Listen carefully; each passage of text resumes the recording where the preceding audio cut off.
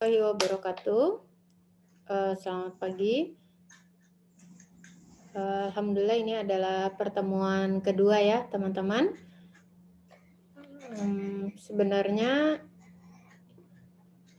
kemarin materi dari kelas A sudah mau saya upload di Google Classroom, tetapi saya lihat masih banyak juga yang belum merespon, jadi saya tidak jadi. Jadi nanti silahkan teman-teman diskusikan ya. Baik, hari ini saya masuk materi yang kedua. Sebentar.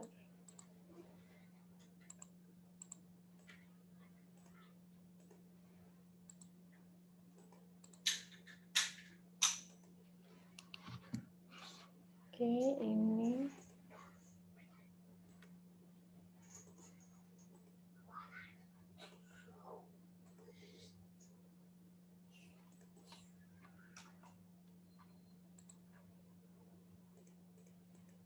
Ini kok hang. Baik, materi pertemuan yang kedua ini tentang ruang multidimensi. Saya yakin teman-teman sudah tahu ya tentang ruang multidimensi. Itu ada, nanti kita akan berbicara tentang koordinat sistem, koordinat ya. Yang pertama sistem koordinat Kartesius ini di bidang ya. Saya cepat saja, ini pengantar, saya yakin Anda sudah tahu ya, kalau koordinat Kartesius itu seperti ini gambarnya. Ya, yang sumbu mendatar atau garis mendatar ini biasa disebut dengan sumbu X, yang sumbu vertikal ini disebut sumbu Y atau disebut ordinat, yang X adalah apsis ya. Kemudian pada sistem koordinat ini dibagi menjadi 4 kuadran, yaitu kuadran 1, kuadran 2, dan kuadran 3, dan kuadran 4 ya. Masing-masing kuadran ada ada koordinat, di mana koordinatnya selalu berupa X positif dan Y positif. Kemudian kuadran kedua X negatif ini ya, kemudian Y positif. Yang kuadran ketiga X negatif, ya, harusnya ini Y negatif ya, mohon maaf ini belum saya koreksi, ini harusnya Y negatif. Kemudian kuadran keempat X positif, Y-nya negatif. Nah, contoh koordinatnya seperti ini. Misalkan saya mau menggambarkan koordinat 2,3, berarti di sini X-nya 2 ini ya, X-nya 2, Y-nya 3, ketemulah titik hijau ini. Oke, kemudian misalkan saya mau cari koordinat min 3,1, ternyata min 3,1 letaknya di kuadran kedua.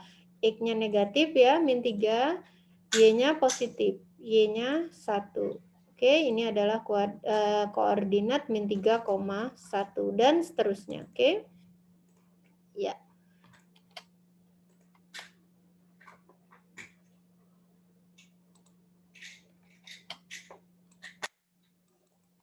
Oke, selanjutnya saya ke ruang dimensi 3. Kalau tadi di bidang koordinat Kartesius, dalam ruang dimensi 3 mempunyai 3 sumbu, yaitu sumbu X, sumbu Y, sumbu Z. Di mana sumbu X dan sumbu Y atau bidang X, O, Y ini biasa disebut atau biasa menjadi daerah domain ya, menjadi daerah asal. Kalau tadi saya kembali sebentar, kalau ke sini tadi, kalau pada bidang yang menjadi daerah domainnya adalah sumbu X ya. Domainnya itu artinya variabel bebasnya ya. Kan kalau di sini nanti Anda punya fungsinya bentuknya fx.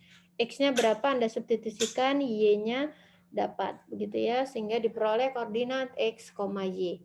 Nah, pada koordinat Kartesius di dimensi 3, di sini yang menjadi domainnya adalah X dan Y. Berapa X dan Y-nya disubstitusikan ke fungsi fx, y, yaitu fx, y-nya adalah z. Jadi kalau dituliskan sebenarnya seperti ini, z sama dengan fx, y ya. Jadi di sini variabel bebasnya adalah X dan Y. Masih ingat kalau di fungsi satu kubah Y sama dengan Fx, ya. Di sini variabel bebasnya adalah X. Berapa X-nya dimasukkan begitu, kemudian nanti diperoleh nilai Y. Ya. Oke. Ya, gitu ya. Perbedaan yang sangat mencolok kalau di fungsi satu kubah yang Y sama dengan Fx ini ya,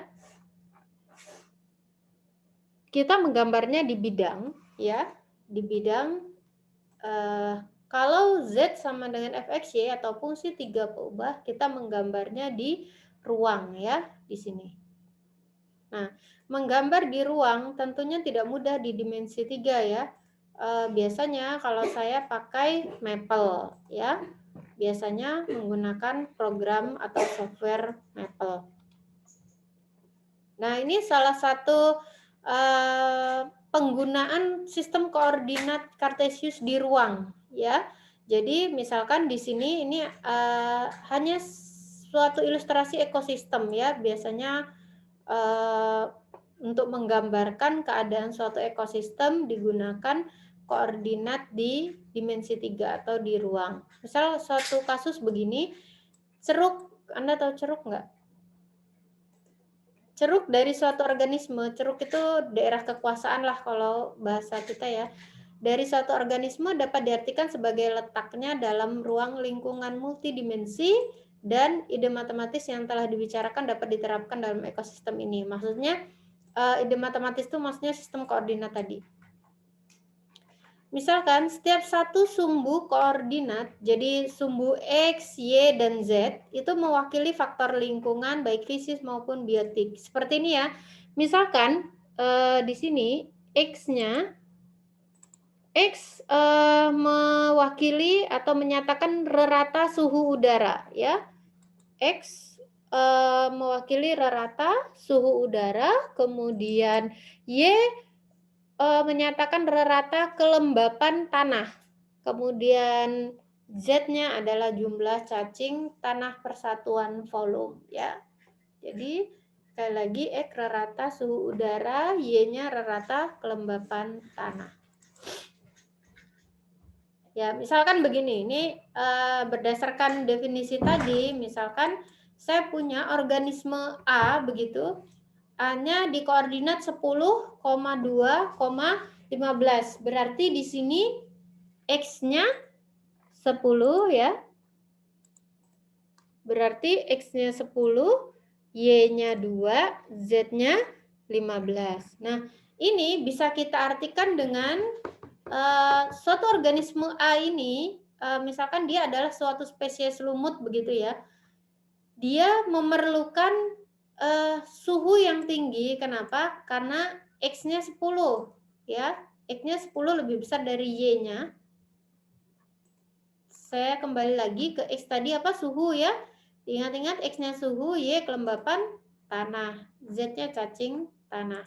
Oke, jadi kalau saya punya koordinat 10,2,15 di sini, berarti organisme A ini, lumut A ini butuh suatu tempat yang suhunya tinggi, kemudian kelembaban tanahnya rendah, jadi tidak terlalu lembab ya tanahnya ya ini, dan populasi cacing tanahnya dengan jumlah tertentu. Di sini jumlahnya sekitar 15 begitu ya. Nah, kita bandingkan dengan organisme yang lain. Misalkan saya punya koordinat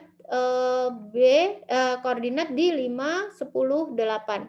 Berarti di sini X-nya 5 ya, Y-nya 10, Z-nya 8. Lumut B ini berarti apa?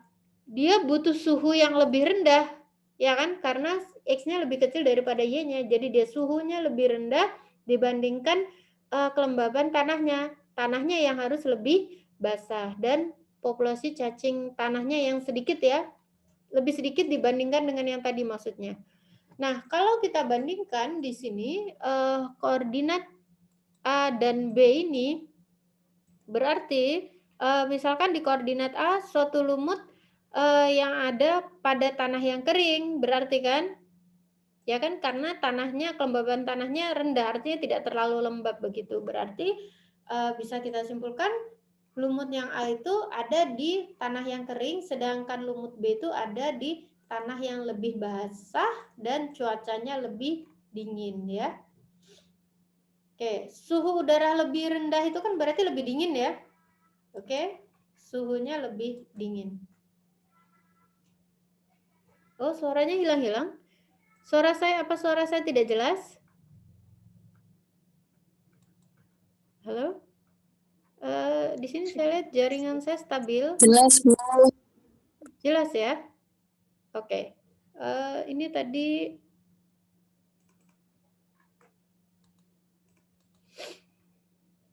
Oke, Mbak Atina berarti mungkin sinyal Anda ya yang ini ya.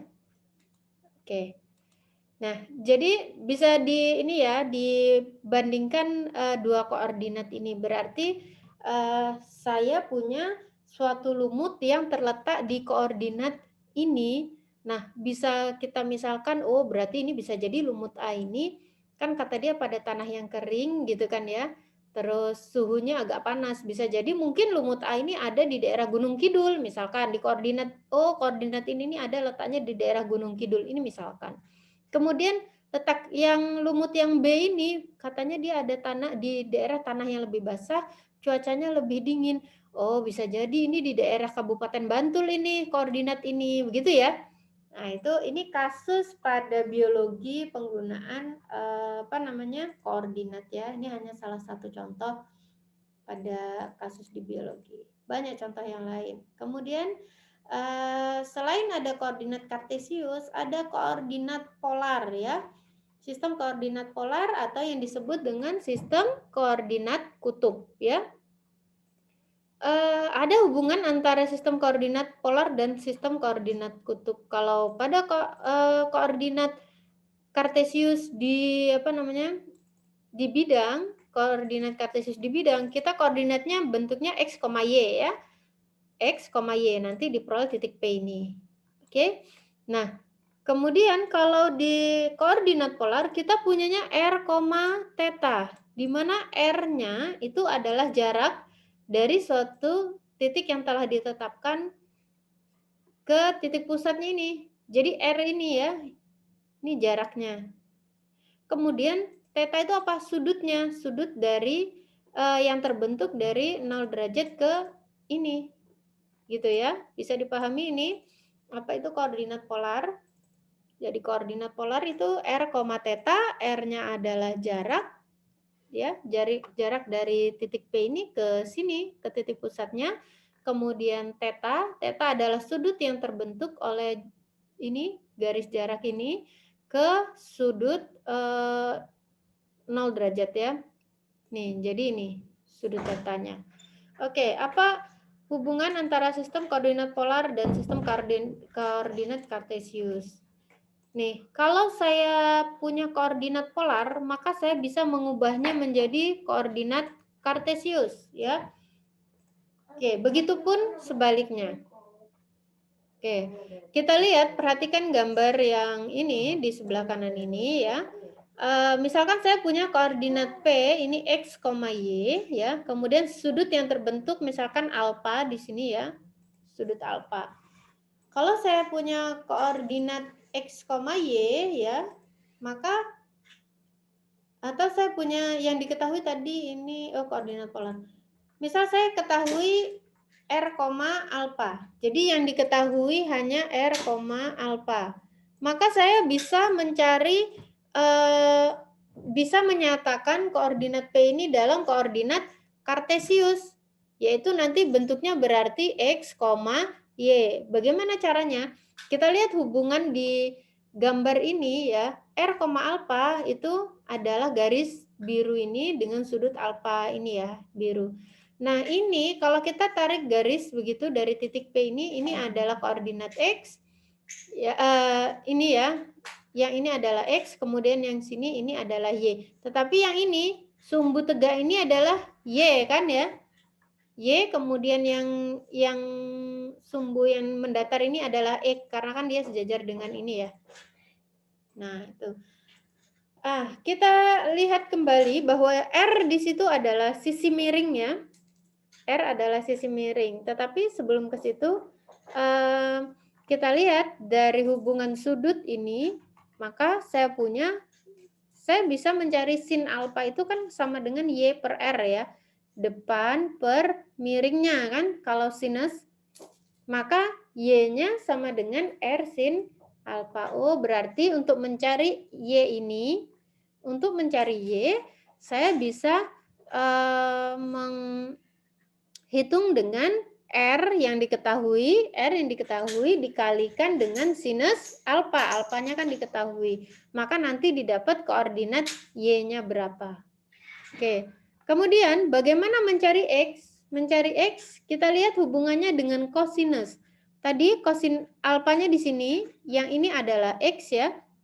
Berarti kosinus alfa adalah samping per miringnya ya, per R-nya. Di sini. Berarti X-nya sama dengan R cos alfa, R dikalikan kosinus alfa ya. Nah, di situ nanti saya dapat berapa X-nya. Oleh karena itu, dari situ nanti kita peroleh koordinat Kartesius X, Y. Oke, saya rasa itu.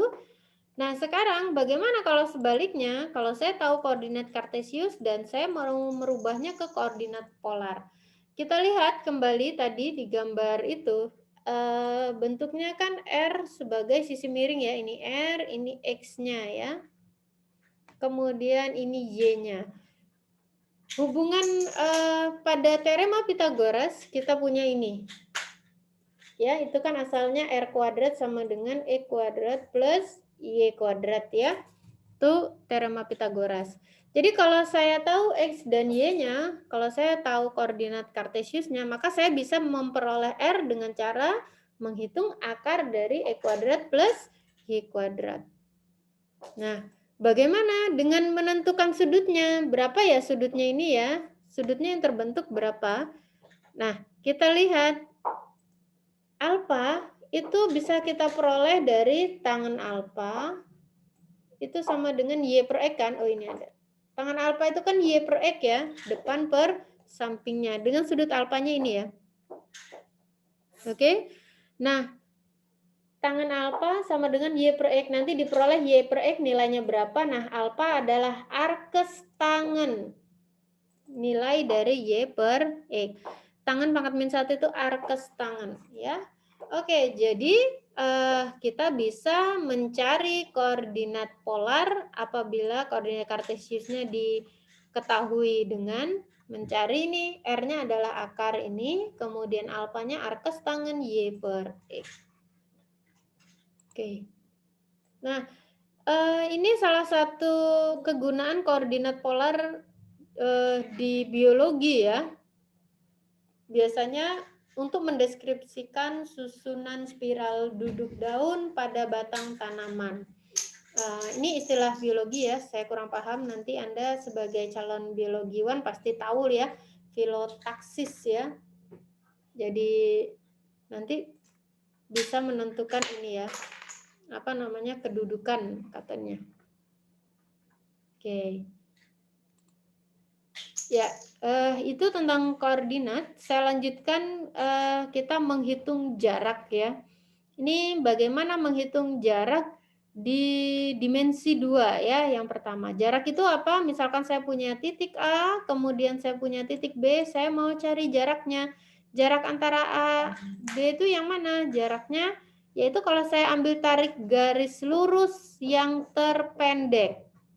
Ingat, kata kuncinya adalah terpendek. Saya kan bisa menarik garis lurus dari A ke B ya, bisa ya. Menarik garis dari A ke B ini ya. Misalkan. Tapi kan ini jadi nggak terpendek, ya kan? Nah, jadi definisi jarak adalah kita bisa menarik garis hubung yang terpendek di antara kedua titik itu. Oke. Kalau saya tahu koordinat A berapa dan koordinat B berapa di koordinat Kartesius di bidang, maka saya bisa menghitung jaraknya. Ya, ini ya, menghitung jaraknya.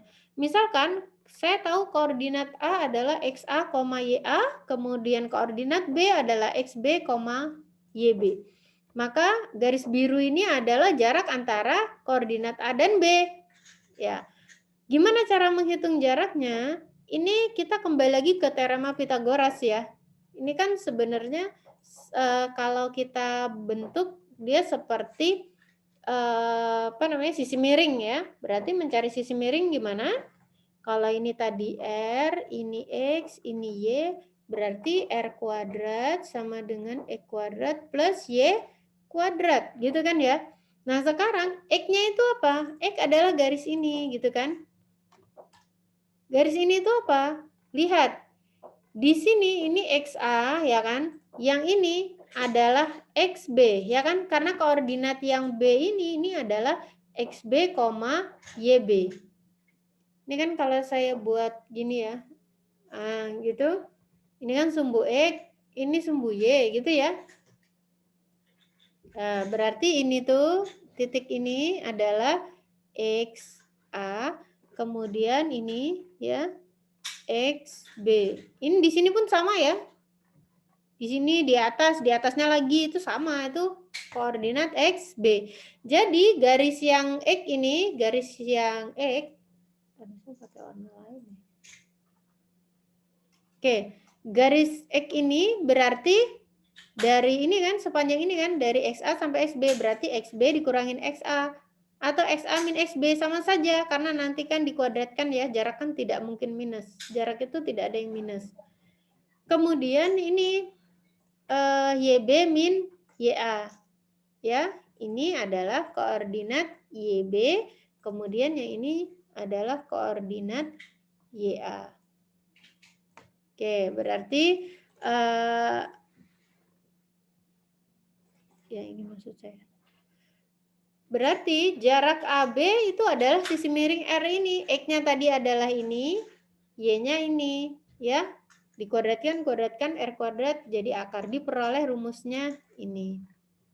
Ya, jadi secara umum jarak antara A dan B adalah kalau koordinatnya XA, YA, kemudian B, XB, YB, maka rumusnya adalah ini ya. Asalnya dari teorema Pythagoras. Oke, bisa dipahami ya ini mudah-mudahan. Jadi jarak dari A ke B itu harusnya sama dengan jarak dari B ke A ya. Ini ya, jarak dari Malioboro ke UIN dengan dari UIN ke Malioboro itu harusnya sama. Dan jarak tidak pernah negatif. Oke. Ya, ini contoh. Misalkan saya mau mencari jarak koordinat PQ ya. Ini koordinat PQ. Maka berdasarkan tadi ya, rumus yang tadi, ini notasi jarak biasanya dikasih D atau R begitu ya. Sama aja. Hanya notasi. Maka jarak PQ itu adalah X2 min X1 dikuadratkan ditambah Y2 min Y1 dikuadratkan. Anda boleh yang menjadi koordinat yang pertama dan koordinat yang kedua yang mana? Boleh yang ini yang menjadi yang pertama, ini yang jadi yang kedua. Jadi ini X1, Y1, kemudian yang Q ini X2, Y2. Substitusikan ke sini, harusnya hasilnya sama, yaitu 5. Ya, bisa dipahami ya itu bagaimana menghitung jarak antara dua titik di dimensi 2. Bagaimana kalau di dimensi 3 di ruang? Misalkan saya punya dua koordinat di sini P1 dan P2. Saya mau mencari jaraknya. Ini dengan syarat ini tidak sama ya. Nah, dari P1 ke P2 yaitu jaraknya ini notasi jarak di ruang. Ada yang menggunakannya dengan norm seperti ini P1 P2 ya. Ya. Ada yang hanya seperti nilai mutlak, tapi maksudnya sama. Norm, ya. Jadi kalau tadi dimensi 2, kita hanya punya 2 di sini. Kalau di dimensi 3, cuman ditambah. Ya kan? Z-nya. Z-nya berarti Z1 min Z2 atau Z2 min Z1. Sama ya. Kalau nanti 5 di dimensi 5, dimensi 3, ada 5 di sini sampai Z1, kemudian nanti ada W1, misalkan ada T1, dan seterusnya, maka gimana? Bisa kita kembangkan ini dan seterusnya disampai berapa? W1 min W2 dikuadratkan. Tergantung nanti berapa koordinatnya ini ya. Gitu. Jadi definisi jarak bisa kita perluas ke dimensi yang lebih tinggi. Bisa sampai dimensi n tentunya ya. Oke, bisa dipahami ini bagaimana menghitung jarak 2 titik. Oke, Anda coba hitung jarak ini nih, berapa dapatnya? Ini masih di dimensi 3, jaraknya dapatnya berapa? Ayo. Menghitung jarak dari koordinat 3, min 1,5 dengan koordinat 2, 4, min 3. Berapa? Hitung sebentar ya. Yuk, kalau belajar matematika Anda harus siapkan pena dan kertas ya, jangan cuma dengerin.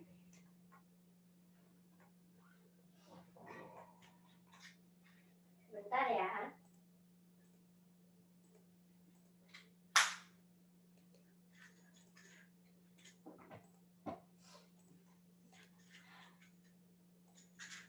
Kenapa tadi malam pergi?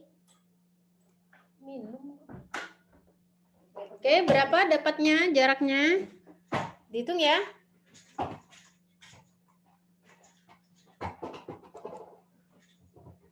Oke, berapa ini dapatnya tadi jaraknya? 3 kurang 2, 1, min 1, min 4, 5, 25, min 8, 64. Berapa jadi? Tambah 64. 90 ya. Akar 90 ya. Berarti berapa nih? 3 akar 5 ya. Ya enggak?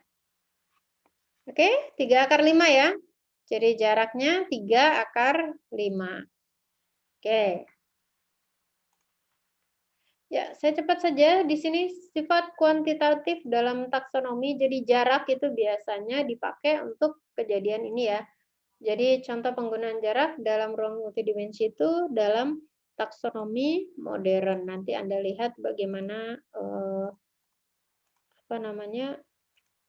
menghitung atau mengukur apa itu? Pengukuran panjang daun, lebar daun, panjang ruas dan seterusnya.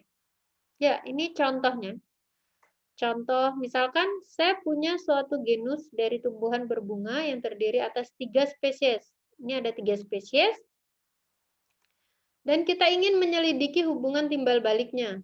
4 karakter diukur pada masing-masing dari sejumlah individu dari masing-masing spesies. Dan rata untuk setiap ciri dan spesiesnya dihitung. Nanti diperoleh data ini, misalkan X1 itu menyatakan panjang daun ketiga dari dasar batang. Jadi panjang daun dari semua spesies ini ya, panjang daunnya. Kemudian yang X2 menyatakan apa? Panjang ruasnya.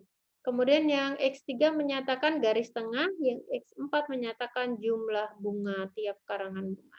Kita lihat datanya. Oke, seperti ini. Misalkan tadi yang dihitung diperoleh, ini kan spesies 1, X1 tadi apa? Panjang daun ya. Panjang daun, yang X2 adalah panjang ruas ya. Ingat di sini ada 3 spesies ya. Ada 3 spesies. Oke, kita lihat di sini data-datanya. Ini data yang tersaji pada tabel. Kalau kita baca tabel ini berarti gimana?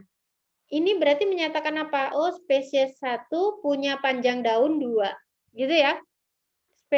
Spesies 1 punya panjang ruasnya 5. Begitu cara membaca tabelnya. Kemudian X3 tadi apa? Dan seterusnya ya. Oke, dan seterusnya ini. Jadi ini data yang tersedia. Kita mau lihat misalkan hubungan ketiganya ini, jarak ketiganya ini kita lihat hanya dari 2 sisi aja. Misalkan hanya diperhatikan tuh X1 dan X2 aja dulu misalkan ya.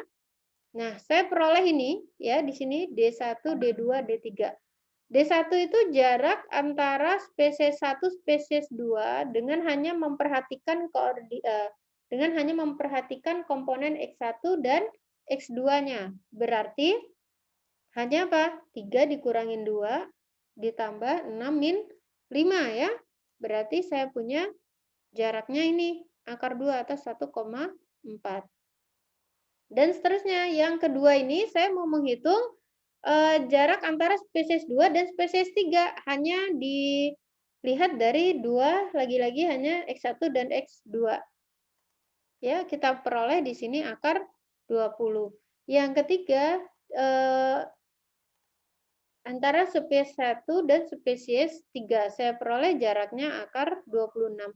Kalau kita simpulkan ya, dari data ini, data jarak yang kita peroleh ini, jarak yang terdekat adalah yang mana ini? Jarak antara spesies 1 dengan spesies 2. Itu lebih dekat dari segi X1, X2. X1, X2 tadi apa? Panjang daun dan panjang ruas. Dia lebih dekat. Jadi dari sisi panjang daun dan panjang ruas, ternyata spesies 1 dan 2 itu lebih dekat. Lebih dekat tuh dalam arti bisa jadi dia hampir sejenis, bisa jadi begitu. Bisa dipahami ini? Oke, itu ya. Nanti bisa ditambah lagi kalau dihitung dengan X3, X4 dan seterusnya. Ini contohnya ya. Nih, kalau saya memperhatikan antara keempat dimensinya itu semuanya, maka saya peroleh ini jaraknya. Jarak yang terkecil yang ini, akar 28. Ternyata spesies 3 dan spesies 1 itu lebih dekat dia jika dibandingkan dengan spesies 2. Artinya bisa jadi ini hampir spesies 1 dan spesies 3 hampir karakter bunganya atau dia hampir sama begitu ya. Nah, ini ya. Ini apa artinya? Dia hanya menggunakan karakter menggunakan spesies 1 dan 3. Oke.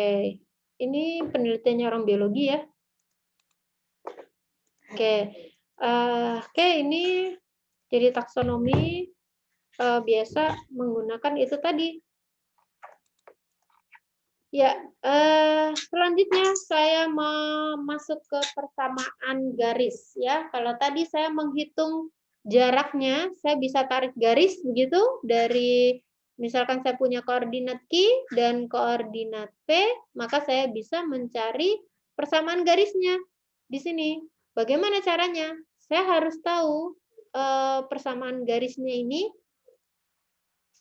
Kalau saya ketahui dua koordinatnya, maka saya bisa mencari persamaan garisnya. Atau saya tahu salah satu koordinatnya dan saya tahu kemiringannya atau gradiennya, maka saya bisa mencari persamaan garisnya. Nah, misalkan di sini, misalkan saya punya dua buah koordinat P dan Q di bidang dengan X1 tidak sama dengan X2. Kenapa X1 tidak boleh sama dengan X2?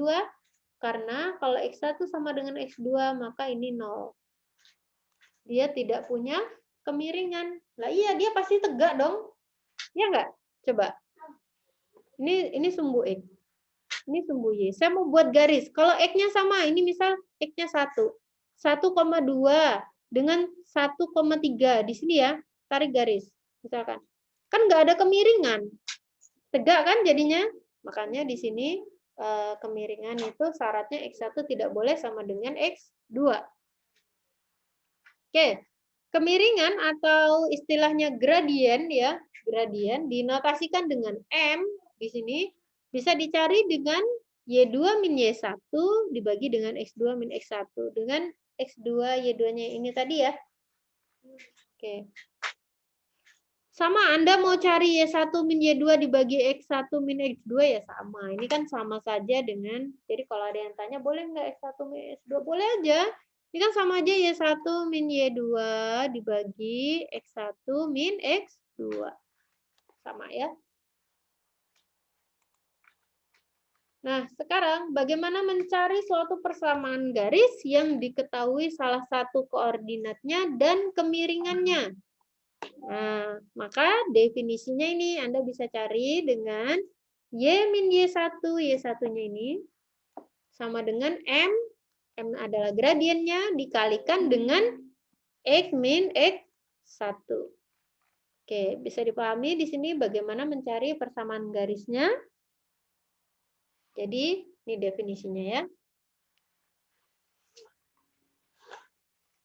Oke, kita lihat contohnya di sini. Misalkan saya mau mencari persamaan garis yang melalui titik P min 4,3 dengan gradien atau dengan kemiringannya 2. Maka kita bisa substitusikan ini ke sini ya.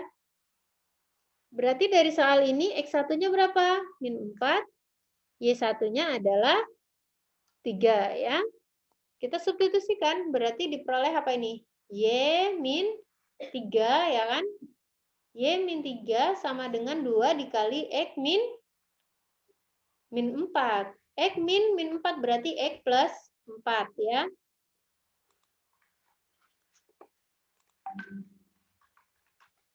Oke, ini penyelesaiannya ya. Jadi persamaan garisnya adalah seperti ini ya.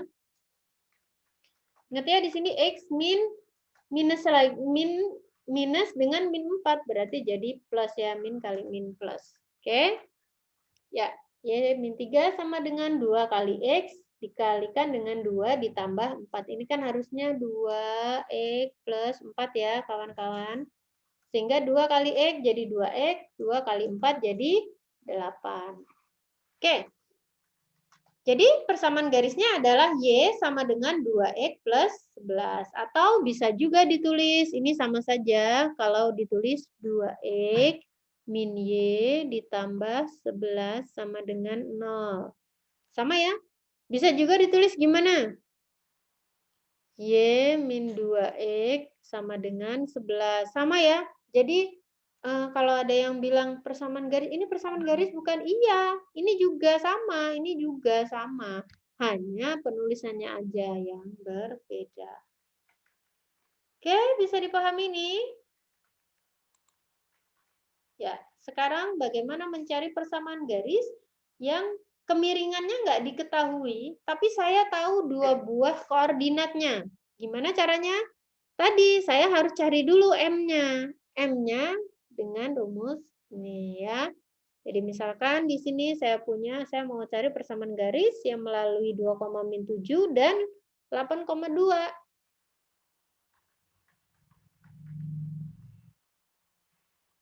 2,7 X-nya positif, Y-nya negatif, berarti kira-kira di bawah sini. Kemudian positif-positif berarti sekitar di sini. Ya, garisnya kira-kira begini itu. Peggy ya. Ya, M-nya berarti ya 2 menjadi 1. Nih, Y2-nya 2 ya. Kemudian Y1-nya min 7. Diperoleh kemiringannya 3/2. Oke. Berarti saya bisa mencari persamaan garisnya dengan salah satu koordinat. Boleh pakai yang P, boleh pakai yang Q tadi. Setelah tahu M-nya, ya kan? M-nya udah dapet, Anda boleh pakai salah satu koordinat. Boleh P, boleh Q. Sama harusnya hasilnya nanti. Ya, ini maksudnya kalimatnya itu tadi. Misalkan di sini saya pakai P lah ya. P tadi koordinatnya berapa? 2, min 7 ya. P-nya 2, min 7. M-nya 3/2. Oke, kita substitusikan ke sini. Peroleh ini ya. Ini persamaan garis. Ya, jadi persamaan garisnya 2Y min 3X plus 20. Atau boleh juga ditulis 2Y 3X min 2Y sama dengan 20. Sama ya. Oke, ada pertanyaan tentang persamaan garis. Tadi kalau tidak diketahui gradiennya, kita bisa cari. Kemudian kalau kita tahu gradien dan salah satu koordinatnya, kita bisa langsung substitusikan ke definisi. Ya, sekarang bagaimana kalau saya hanya tahu salah satu titik, koordinat titiknya, kemudian ternyata garis ini sejajar dengan suatu garis yang lain. Saya bisa nggak cari persamaan garisnya? Bisa ya. Karena apa? Definisinya ini. 2 buah garis dikatakan sejajar apabila kemiringannya sama, ya kan? Contohnya ini ya. Contohnya Misal ilustrasi pada gambar ini, saya punya garis lurus F dan G. Sejajar ya. Nah, dua buah garis dikatakan sejajar kalau kemiringannya sama. Ya kan? Nanti kalau saya punya garis lagi, misalkan begini, ada garis yang lain yang sejajar, seperti apa ya? Harusnya miringnya sama dong, gitu kan? Nah ya, gitu ya. Jadi, itu. Nah, ini misalkan saya mau mencari persamaan garis yang melalui titik koordinatnya ini nih, salah satunya ini 2,9 dan dia itu sejajar dengan garis yang lain ini. Apa yang harus saya lakukan? Untuk mencari persamaan garis yang pertama ini, saya kan perlu apa? Satu koordinat paling tidak sama gradien kan? Tapi kan gradiennya nggak tahu gimana cara nyarinya. Nah, di sini ini kan sejajar. Berarti M persamaan ini, gradien dari persamaan garis yang ini harusnya sama nanti dengan persamaan garis yang melalui P 2,9. Wah, apa tuh? Oke, bisa dipahami? Oke. Hilang. Oke. Tadi kita lihat penyelesaiannya. Nah, saya kembali ke soal. Di sini persamaan garisnya kan 2X plus 3Y sama dengan 26. Gimana saya mencari M-nya di sini? Kita rubah ini ke, tadi ingat, persamaan garis itu Y min Y1 sama dengan M dikali X min X1 ya, teman-teman ya. Ini kalau kita kerjakan menjadi apa? Y sama dengan MX min MX1, yang Y1 menjadi plus Y1.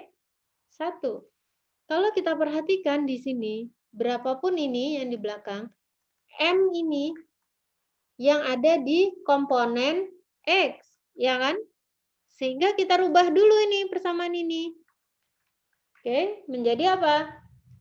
Berarti 3Y sama dengan 26 dikurangin 2X. Y sama dengan min 2X plus 26. Saya tukar aja ya, supaya sama dengan yang atas. Ini harus dibagi 3. Min 2 per 3, ini jadi 26 dibagi 3. Oh, berarti M-nya adalah yang di X, komponen X ini. Itulah gradiennya atau kemiringannya. Berarti gradien di soal ini berapa? Min 2 per 3. Bisa dipahami ini?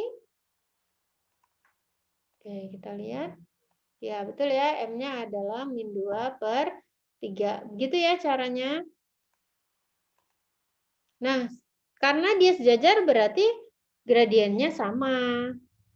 Sehingga tadi berarti persamaan garis yang melalui 2,9 dengan gradien min 2 per 3 bisa kita substitusi ke sini. Diperoleh persamaan garisnya.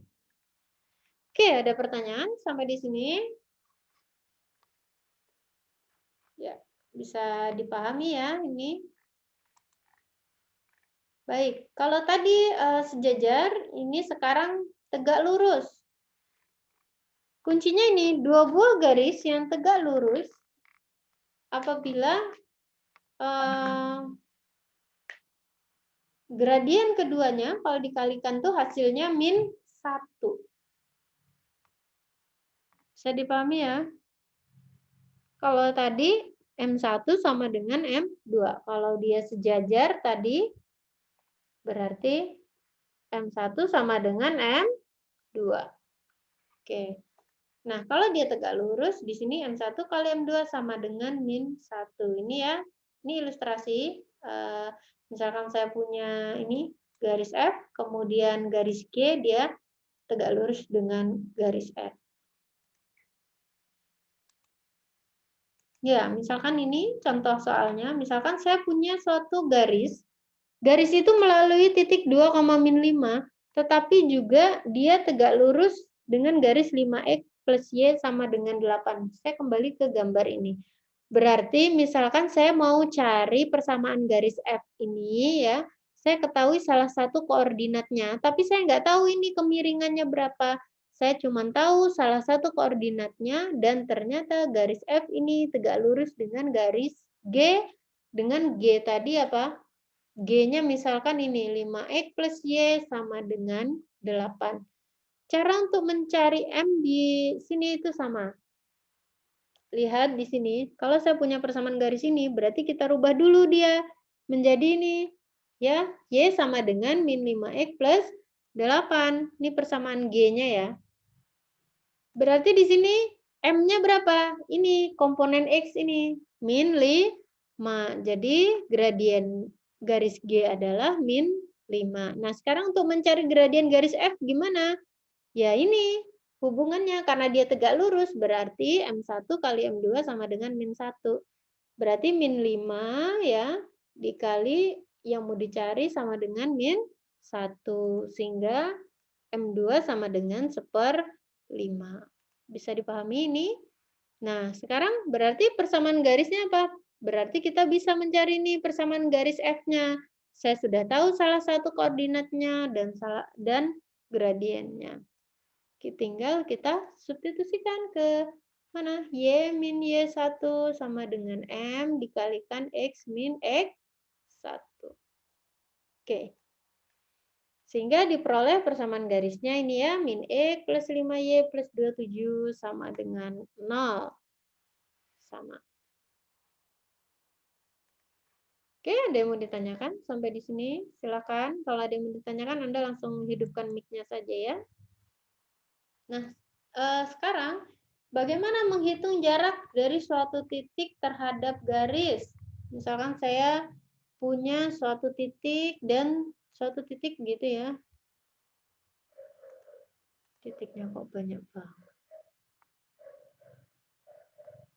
Oke. Misalkan saya punya koordinat sini begitu. Mau saya hitung jaraknya dengan suatu persamaan garis ini. Ya. Oke, berapa ini jaraknya? Berarti kan kita harus cari jarak terpendek ya. Oke. Menghitung suatu jarak dari suatu titik ke persamaan garis, misalkan persamaan garisnya bentuknya begini, AX plus BY plus C sama dengan 0, maka kita bisa menggunakan rumus ini. Nilai mutlak A dikali X1, X1 adalah koordinat titik itu, X1, Y1, ya. Persamaan garisnya. Kalau nanti bentuk persamaan garisnya belum seperti ini, mohon disesuaikan bentuknya seperti itu ya. AX plus BY plus C sama dengan 0. Baru nanti A-nya adalah A ini, B-nya adalah di ini, kemudian C-nya adalah ini. Akar dari A kuadrat plus B kuadrat. Ini X1, Y1-nya ini ya. Oke. Oke, bisa dipahami ini. Nah, ini misalkan contohnya ya. Saya mau mencari jarak dari titik 2, 1 terhadap garis ini. Berarti di sini A-nya 3, B-nya min 4, C-nya 6. Jaraknya berarti kita substitusikan ke rumus itu diperoleh 3, 1/5. Oke. Ya, kita lihat sebelum saya masuk ke persamaan linier, apakah ada pertanyaan tentang persamaan garis dan menghitung jarak? Ya, karena Anda sudah dapat ini harusnya, kan ini hanya mengingatkan ya. Ya, sekarang saya masuk ke persamaan linier. Persamaan linier itu apa artinya? Bentuk umumnya seperti ini. Persamaan linier ini tidak ada yang berpangkat lebih dari 1. Semuanya pangkat 1. Ini Y pangkat 1, X1 pangkat 1, X2, dan seterusnya. Ini bentuknya seperti polinomial. Minggu depan ya kita belajar tentang polinomial. Oke, ini disebut persamaan linier. Ya, dua sifat penting itu tadi yang sudah saya katakan, dia nggak ada yang pangkatnya 2, nggak ada yang pangkatnya 3, ya. Ya, persamaan linier dibagi 2, sistem persamaan linier 2 variabel dan sistem persamaan linier 3 variabel. Artinya apa? 2 variabel, 2 kubah. Fx, Y, ya.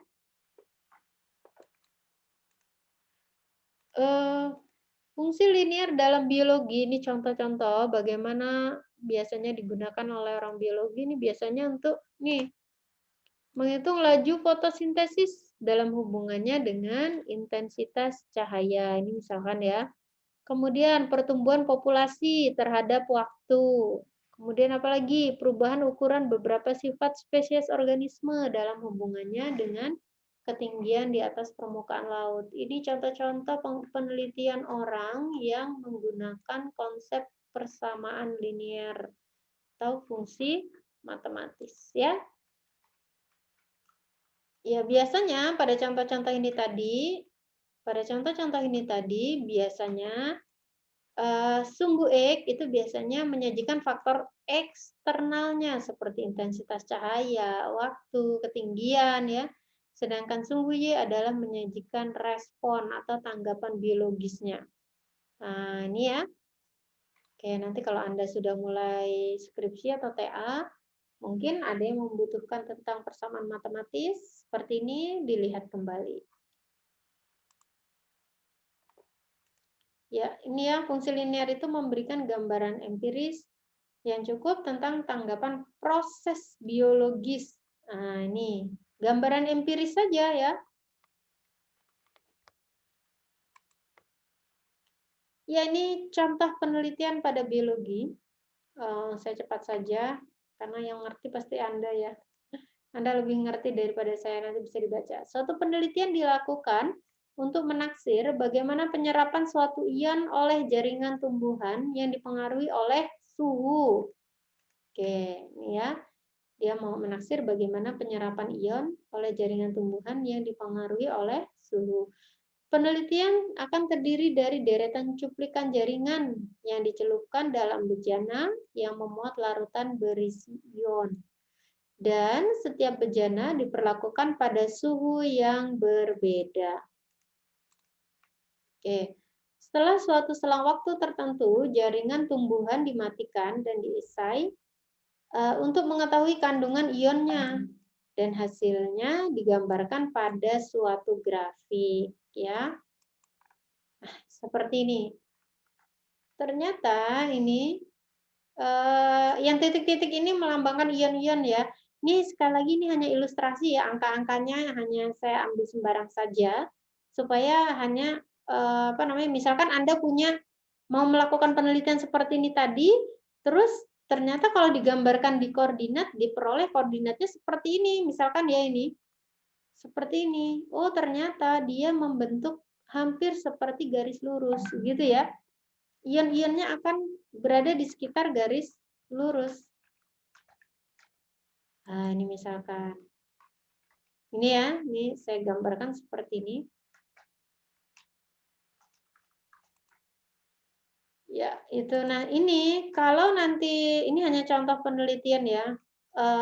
Anda bisa cari penelitian-penelitian yang lain atau nanti Anda bisa lihat skripsi kakak tingkat Anda yang pengen meneliti begitu suatu kejadian terus dia buat koordinatnya gitu ya. Nah, kalau nanti ini membentuk suatu garis lurus berarti persamaannya itu berupa persamaan linier gitu ya. Ini kalau garis lurus itu kan berarti apa sih? Tidak bengkok-bengkok kan? Ya enggak? Kalau tidak bengkok-bengkok berarti harusnya kan Y-nya enggak ada Y sama dengan kan Fx. Ini kan berupa garis. Kalau dia E kuadrat nanti kan bentuknya begini melengkung. Berarti dia tidak linier gitu loh. Bisa dipahami ini tentang fungsi atau persamaan linear. Ini hanya ilustrasi ya, teman-teman, ilustrasi penelitian. Nanti kalau Anda mau membuktikan persamaan atau kejadian biologis seperti tadi, kalau grafiknya membentuk garis lurus, berarti persamaannya terbukti dia linier. Oke, saya rasa itu ini kalau saya ilustrasikan. Ya, ini saya ambil kasus-kasus biologi, saya ambil dari bukunya David R. Kasten ini. Kalkulusnya saya ambil dari Edwin J. Purcell dan Jasman Pardede. Terima kasih. Ada yang ditanyakan? Saya persilakan. Ada yang mau ditanyakan? Cukup? Ya, silakan dipelajari. materi saya cukupkan. Hari ini seharusnya Anda paling tidak sudah bisa membuat koordinat ya, membuat koordinat kartesius, kemudian apa? Bisa menyatakan kejadian biologis, apa ya? Kalau orang matematis itu kan hanya membuat modelnya ya. Orang biologi yang harusnya menarasikan secara biologis seperti apa gitu kan. Seperti tadi yang lumut tadi ya. Ada koordinat seperti ini. Oh, ternyata dia butuh koordinat di sini. Oh, berarti ini harusnya di daerah mana nih gitu ya. Nah, itu tugasnya orang biologi. Tugasnya orang matematis hanya membuat model matematikanya saja. Nah, orang biologi yang harus mengembangkannya. Baik, itu teman-teman. Ada yang ingin ditanyakan? Kalau tidak ada, saya rasa saya cukupkan materi hari ini. Silakan nanti dilihat latihannya. Silakan Anda kerjakan sebaik mungkin. Anda pahami ya. Terima kasih. Saya akhiri. Assalamualaikum warahmatullahi wabarakatuh.